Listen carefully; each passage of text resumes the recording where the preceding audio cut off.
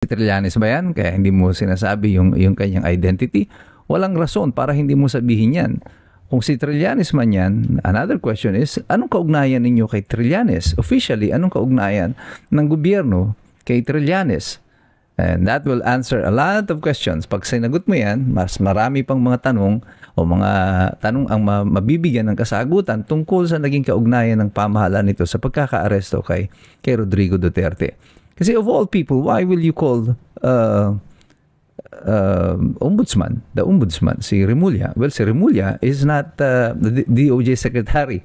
At kung magkakaroon man ng extradition, it will not be his call. It will be the call of the DOJ secretary, who is not him anymore, na magfa-file ng extradition request at hindi ang ombudsman. Wala nang kinalaman ng ombudsman dito.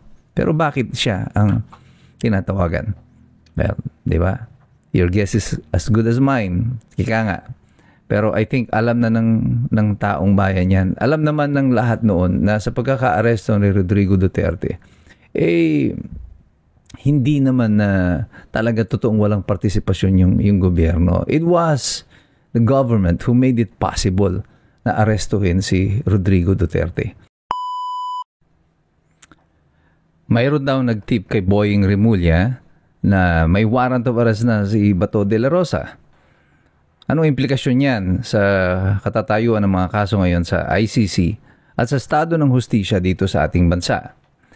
Ito po muli si Attorney Mike Operario at pag-uusapan natin yan sa araw na ito.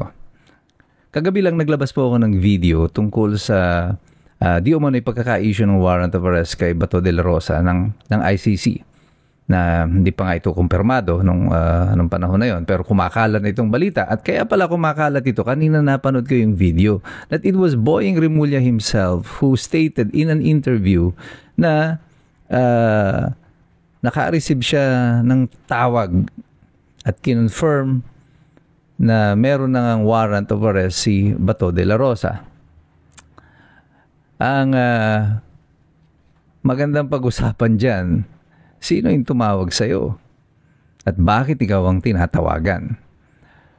Bakit natin kailangan itanong yan kay Boying Remulla? Well, first of all, ang website ng ICC shows na wala pa silang inilalabas na warrant of arrest, or wala pang indikasyon or any information that there is a warrant of arrest issued. Yung abogado ng complainant, yung si Attorney Contis, also could not confirm if there is a warrant of arrest. Now, this government, who is not even a party to the case, apparently through Boying Remulla, already has information. Somebody called him na meron na warrant of arrest. So, it seems as if merong insider si Boying Remulla. Bakit meron kang insider sa loob? Di ba supposedly hindi nakikipag-coordinate ang gobyerno ng Pilipinas sa ICC patungkol dito sa kaso ni Rodrigo Duterte? At bakit ikaw ang tinatawagan? Because he said may tumawag sa kanya. So kung hindi man diretso sa ICC ang nagko-confirm nito, somebody has access to information inside the ICC at nagbabato ng tip kay Boying Remulla. Ay sino naman yung nagbabato ng tip sa iyo? Bakit hindi mo sabihin sa amin? Kasi supposedly sabi mo yan ay public interest. And that is not a matter of national security. So bakit ka sasabihan itong sino man ito? Private individual man to o government officer man ito? Sino nagsabi sa iyo? Well, si Trillanes ba yan? Kaya hindi mo sinasabi yung kanyang identity? Walang rason para hindi mo sabihin yan.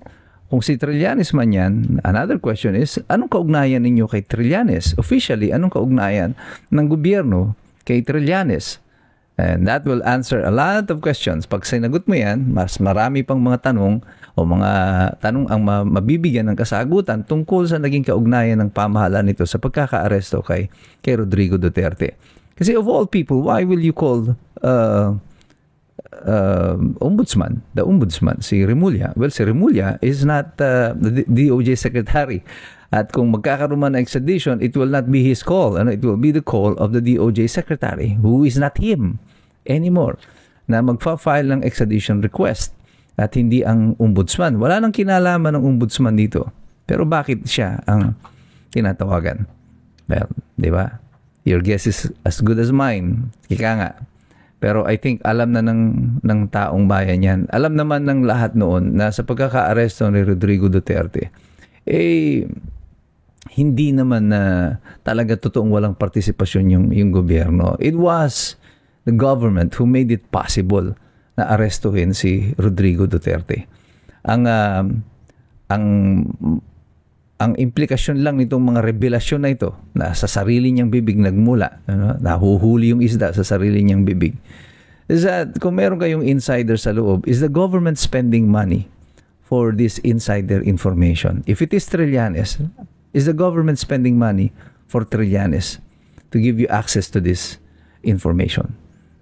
That is a matter of national interest also, na i-reveal nyo itong mga bagay na ito sa publiko. Kung sino-sino yung pinagbababayaran at pinagkakagastusan ng gobyerno para lamang dito sa mga kaso na isasampa ninyo sa mga miyembro ng oposisyon at saka mga sumusuporta kay Sara Duterte. Noong pa man, sinabi ko na sa inyo, meron na talagang plano itong pamahalaan na eventually ay isa-isang i-eliminate yung mga sumusuporta kay Sara Duterte because ito nga ang flood control, they are planning to twist it around, na ngayon ang mga kakasuhan ay yung mga senador na kampi kay Sara Duterte at hindi yung mga congressman na supposedly ay involved dito. Of all the congressmen, si Zaldico lang ang sasampahan ng kaso. Si Speaker Romualdez ay parang wala lang, di ba? At mukhang gagawin pa yata nilang state witness, pati yung mga DPWH mga officials in Bulacan ay si Hernandez, si Alcantara, ay mukhang magagawin pa mga state witness. Sino lang matitirang kakasuhan? Yung mga senador na lang. Nasaan na yung 67 contractor na sinasabi ni Ping Lacson? Nawala na rin, parang bula. Nasaan na yung mga 15 top contractors na sinasabi ni Bongbong Marcos? Nawala na rin. Ngayon, kitang-kita ng taong bayan kung paanong ipinipihit ngayon itong investigasyon na ito sa flood control to benefit still the administration because ang tatargetin na nila ngayon ay yung mga senador na kampi kay Sara Duterte para kapag inulit nila yung impeachment sa 2026 ay magkakaroon na sila ng bilang. You see, the people have already spoken in the last election na ayaw nilang ipatanggal si Sara Duterte kasi alam nila na pag binoto nila yung mga tao na sumusuporta dito sa administrasyon, ang target nila is to have sufficient number in the Senate para to remove Sara Duterte by way of impeachment. The people have spoken through their ballots na ayaw nila itong style na ito ng pamahalaan and they have placed enough senators in the Senate to thwart any attempt na tanggalin si Sara Duterte by virtue of an impeachment. And now this administration is trying to eliminate and destroy and to subvert the will of the people by eliminating yung mga senador na palagay nila ay kakampi kay Sara Duterte in the event of an impeachment. Kaya makita ninyo itong flood control, biglang pumihit ang target ngayon. Yung mga sumusuporta kay Sara Duterte, Villanueva, Jinggoy, Chis Escudero. And now, kasama na rin si Bongo doon sa kanilang iniimbestigahan dito sa flood control. Punta sila ng punta sa Davao hanggang sa pati si Mayor Magalong na nag-resign na biglang naandun. Pero pag-uusapan natin si Mayor Magalong and the other politicians involved here in a separate discussion. What is important right now is that nagiging malinaw sa ating lahat sa mga Pilipino na ang ginagawa ng administrasyon ngayon is all designed to eliminate the opposition to a possible impeachment case to be filed against Sara Duterte in 2026. Itong investigasyon na ito sa flood control, walang makukuhang katarungan. Ang pamahalang gobyerno, ang mga mamamayan, hindi mababawi ang pera dun sa mga may kagagawan nito under this present administration.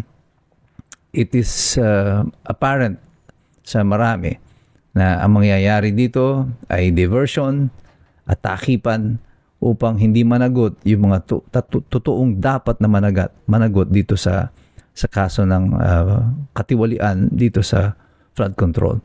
But the people will not be fooled. Hindi nyo na kami maloloko. Alam na namin ang katotohanan sapagkat kami patuloy na nagmamasid, nagsasaliksik, nag-aaral Kasi alam namin, mahirap makialam ang taong walang alam.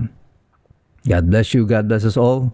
Mabuhay ang Republika ng Pilipinas. Magsipag-ingat po tayong lahat sa pagpasok ng bagyo.